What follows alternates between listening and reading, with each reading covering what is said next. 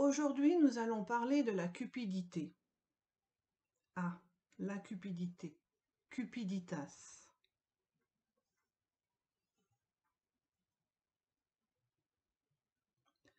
La cupidité ou la recherche immodérée de gains et ou de richesse, le cupide en veut toujours plus. Il n'a de cesse d'augmenter sa fortune, recourant à tous les moyens pour y parvenir.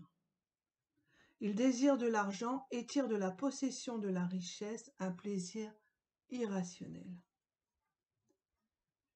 La cupidité se distingue de l'avidité, de l'avarice. L'avare résiste à dépenser l'argent qu'il possède, de la convoitise, de la lubricité, etc.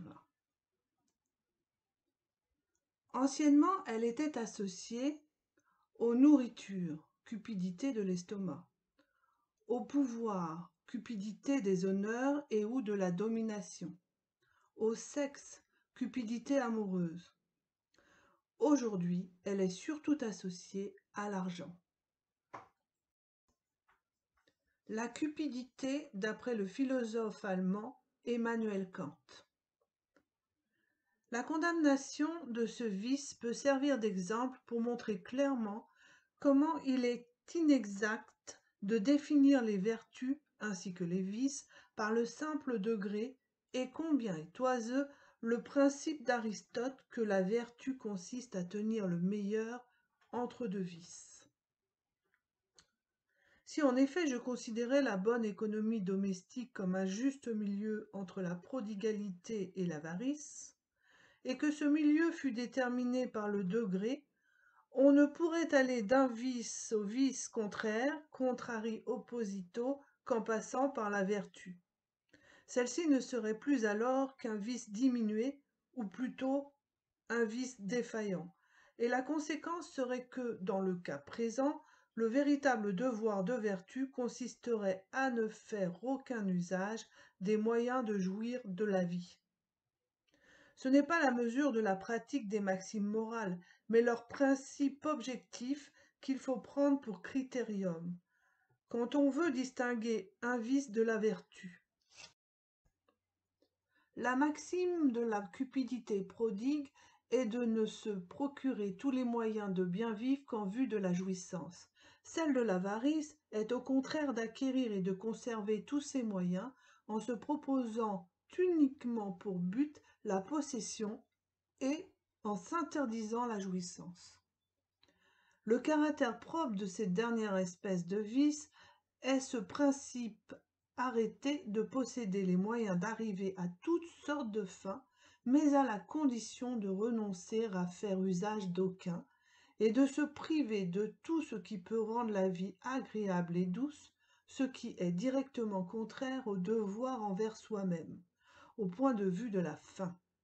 La prodigalité et l'avarice ne diffèrent donc pas simplement par le degré, mais spécifiquement, c'est-à-dire par les maximes opposées sur lesquelles elles se fondent. Emmanuel Kant, Éléments métaphysiques de la doctrine de la vertu, chapitre 2, page 32. Et n'oubliez pas, vous pouvez vous abonner pour en savoir plus. Par ailleurs, vous retrouverez entre autres prestations l'étude de la cupidité dans nos cours de psychologie et de développement personnel. Toutefois, quels sont les objectifs de la psychologie et du développement personnel? De découvrir la psychologie tout en œuvrant sur vous-même, soit intégrer un enseignement de cours où s'insère naturellement une thérapie brève et comportementale impliquant plusieurs techniques comme la pédagogie, la psychologie, la psychanalyse, l'analyse transactionnelle, le développement personnel, la suggestologie, la relaxation, la sophrologie, les méditations guidées, etc. Il s'adresse à ceux qui se cherchent, souhaitent évoluer, essaient de se connaître et d'aller vers les autres, ressentent un mal-être, reçoivent une clientèle, etc.